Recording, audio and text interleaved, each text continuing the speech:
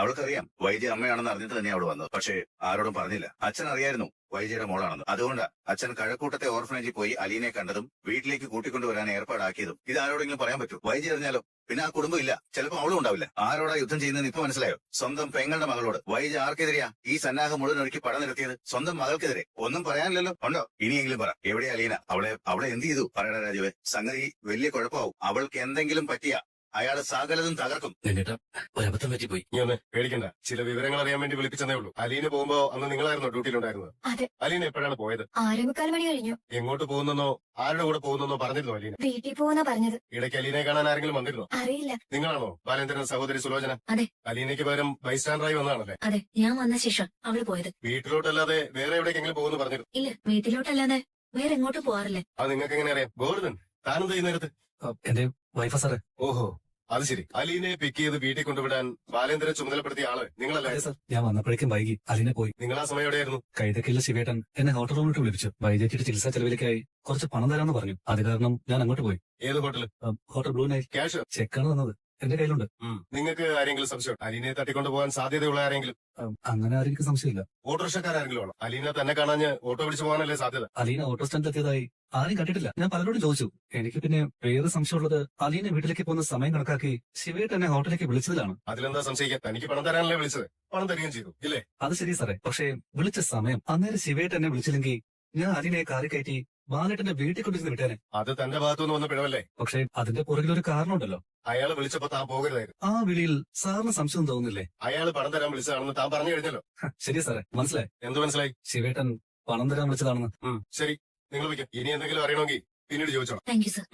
Okay. Aleena ചേച്ചിയുടെ കാര്യം എങ്ങനെ അച്ഛാ? ചേച്ചി ആരെങ്കിലും തട്ടിക്കൊണ്ടുപോയതല്ലേ? അതല്ലാതെ വേറെ സാധ്യതയൊന്നും കാണാം. നമ്മളോട് പറയാതെ അവളെ ഇങ്ങോട്ട് പോകും. ഹോസ്പിറ്റലിൽ നിന്ന് ഇറങ്ങാൻ നേരത്തെ അവള് വിളിച്ചിട്ടുണ്ടായിരുന്നു. ഗോവർദ്ധനെ കിട്ടിയില്ലെങ്കിൽ ഓട്ടോ വിളിച്ചു വരുമെന്ന് പറഞ്ഞത്. ചേച്ചിയെ കൊണ്ടുപോയൊരു ഉപദ്രവിക്കോ അച്ഛാ? അറിഞ്ഞൂടാ എന്ത് സംഭവിക്കും. ശിവനങ്ങളും രാജീവങ്ങളും ചേർന്ന് ചെയ്തതാണോ അച്ഛാ? അതൊന്നും നിശ്ചയമില്ല. പോലീസ് അന്വേഷിക്കട്ടെ. എന്തെങ്കിലും ഒരു അടയാളം കിട്ടാതിരിക്കത്തില്ല. ഒരു പെണ്ണിനെ സന്ധ്യ കഴിഞ്ഞ നേരത്ത് ഹോസ്പിറ്റൽ പരിസരത്ത് നിന്ന് ഒരു തെളിവ് അവശേഷിപ്പിക്കാതെ തട്ടിക്കൊണ്ടുപോകാൻ പറ്റും.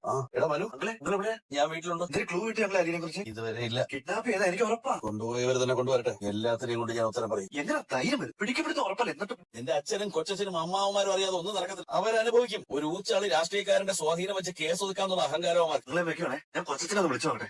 ശരി മോളെ, നീ പോയി കിടന്നു. ഇല്ല അച്ഛാ, ഞാൻ അച്ഛന്റെ കൂടെയാ. അച്ഛന് ഭയങ്കര ടെൻഷൻ അല്ലേ? അതിനിപ്പോ നിനക്ക് എന്ത് ചെയ്യാൻ പറ്റും? ഞാൻ അച്ഛന്റെ കൂടെ ഇരിക്കാം. ഞാൻ മനു. എന്താണ് ഈ നേരത്ത്? ഞാൻ ഗേറ്റിലുണ്ട്. കേരള മനു. ഇത് പൊട്ടിയേക്കുവാണല്ലോ. ആ ശരി, നീ അവിടെ നിൽക്ക്, ഞാൻ പോരാ. ശരി. നീ എന്താ ഈ രാത്രി ഇവിടെ? ഞാൻ ഒരു കാര്യം ചോദിക്കാൻ വന്ന. എന്താ? അലീന ഇവിടെ വന്നോ? അലീനയോ? അവളെങ്ങനെ ഇവിടെ വരും? ഇല്ലല്ലേ? നീ കേറി വാടാ, ഞാൻ കേറി കൊടുക്കാം. ഇവിടെ എല്ലാവരും നല്ല ഉറക്കത്തില്ല. വേണ്ട വേണ്ട വേണ്ട, തുറക്കണ്ട. ആരും ഉണർത്തും വേണ്ട. ഞാൻ പോയേക്കുവാ. എങ്ങോട്ട്? ഇവിടെ സമയം എന്തായെന്നറിയോ? സാരില്ല.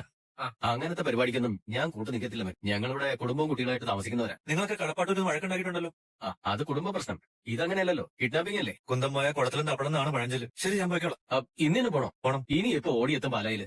മണി 12 കഴിഞ്ഞു. Okay, bye. നിങ്ങളാരും സംസാരിക്കണ്ട, ഞാൻ സംസാരിക്കാം ബാലേന്ദ്രനോട്. ശരിയാ ചേട്ടാ. എല്ലാരും കൂടി എങ്ങോട്ടാ? ഇപ്പൊ ഈ പാതിരാത്രി കഴിഞ്ഞ നേരത്ത് എന്തിനു വന്നതാ? മോളെ, ഞങ്ങള് നിന്റെ അച്ഛനുമായിട്ട് സംസാരിക്കാൻ വന്നു. സംസാരിച്ചാ മതി, അച്ഛന്റെ അടുത്തോട്ട് ചെല്ലണ്ട.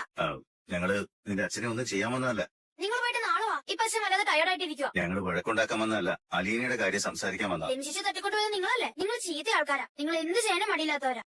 മോളെ, അങ്ങനെയല്ല. ഞങ്ങൾ എത്ര കാലമായിട്ട് മോൾക്കറിയാം. എന്നിട്ട് ഇപ്പോ പെട്ടെന്ന് ഞങ്ങളെ ചീത്ത മനുഷ്യന്ന് വിളിക്കുന്നത് വലിയ കഷ്ടമല്ല. എന്നാ അലീന ചേച്ചി എന്താ ചെയ്തേന്ന് പറ. ഇപ്പൊ എവിടെയുണ്ട് അലീന ചേച്ചി? കൊല്ലപ്പള്ളി അങ്കിളുമാരാച്ചാ. ഗംഗേട്ടനോ? ലോക പര്യടനോ കഴിഞ്ഞ് എത്തിയോ? വരണം. അച്ഛാ, ഇവരെല്ലാരും കൂടെ എന്തിനാ വന്നത്? കേട്ടല്ലോ ഗംഗാധരമേനോൻ, എന്റെ മോക്ക് കൊല്ലപ്പള്ളിക്കാരൻ വീട്ടിൽ കയറ്റ പേടിയാ. എന്തുകൊണ്ടാ? ബാലേന്ദ്ര, നമുക്ക് സംസാരിച്ചാൽ തീരുന്ന പ്രശ്നങ്ങളേ ഉള്ളൂ. എന്ത് സംസാരിക്കാൻ? എനിക്ക് ആകെ ഒരൊറ്റ ചോദ്യം ഉള്ളൂ.